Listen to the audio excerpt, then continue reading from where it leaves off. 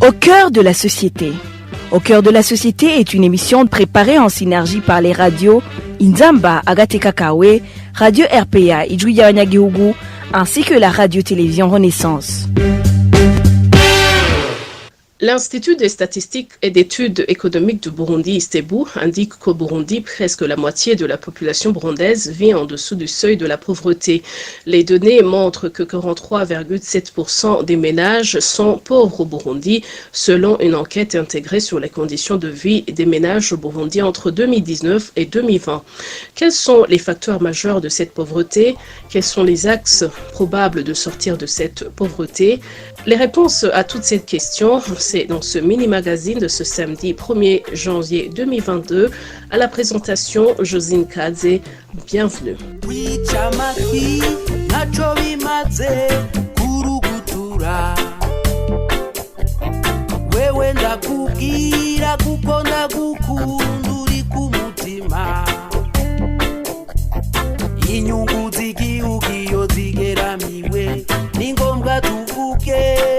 Les ménages ruraux au Burundi sont plus exposés au risque de pauvreté que ceux du milieu urbain.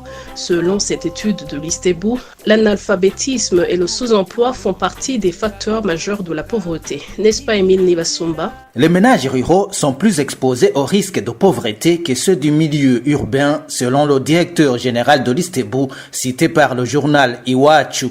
Nicolas Ndaishimiye indique également que les familles non instruites sont également plus exposées à la pauvreté que les familles instruites. 43,7% des ménages sont pauvres au Burundi, la pauvreté monétaire individuelle étant estimée à 51,4% selon le rapport de 2019-2020, rapporte toujours le journal Iwachu qui cite le directeur général de l'Institut des statistiques et d'études économiques du Burundi. Le seuil de pauvreté pris en compte par l'ISTEBU est de 1580 francs par adulte et par jour, le seuil qui n'atteint même pas $1 par jour. C'est l'une des raisons qui font que ces chiffres évoqués par l'ISTEBU sur la pauvreté au Burundi soient de loin inférieurs à ceux donnés par les Nations Unies. Selon la Banque mondiale, en 2021, la faible croissance économique par rapport à la croissance démographique devrait entraîner la hausse du taux de pauvreté jusqu'à atteindre 87,1%, mesuré en fonction du seuil de $1,90 par jour, soit le seuil de plus de 3800 francs burundais par jour. Pour le président de la Parsem, dire que le Burundi est un pays pauvre, ce n'est plus un secret. L'expert en économie évoque le chiffre de 70% de la population qui vit sous le seuil de pauvreté. Selon Faustin Ndikumana, 4 axes sont incontournables pour que le Burundi puisse sortir de la pauvreté. Depuis un certain temps, on sait qu'il y a environ 7 Burundais sur 10 vivent sous le seuil de pauvreté. 4 grands axes constituent la base de lutte contre la pauvreté au Burundi. D'abord, c'est le renforcement de la cohésion nationale pour dire au revoir à ces chicaneries politiques qui ont impacté négativement le développement de notre pays.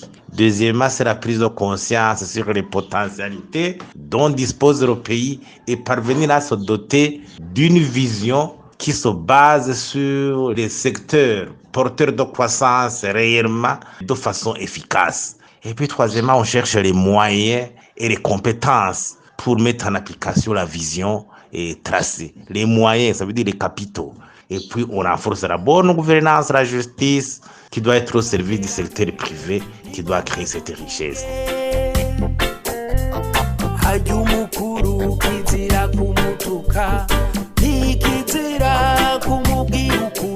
Cette pauvreté a suscité l'organisation d'un forum national sur le développement du Burundi au mois de novembre dernier. Des experts en différents domaines, des académiciens et des autorités du Burundi ont échangé sur plusieurs secteurs du pays en vue de faire du Burundi un pays émergent d'ici 2040.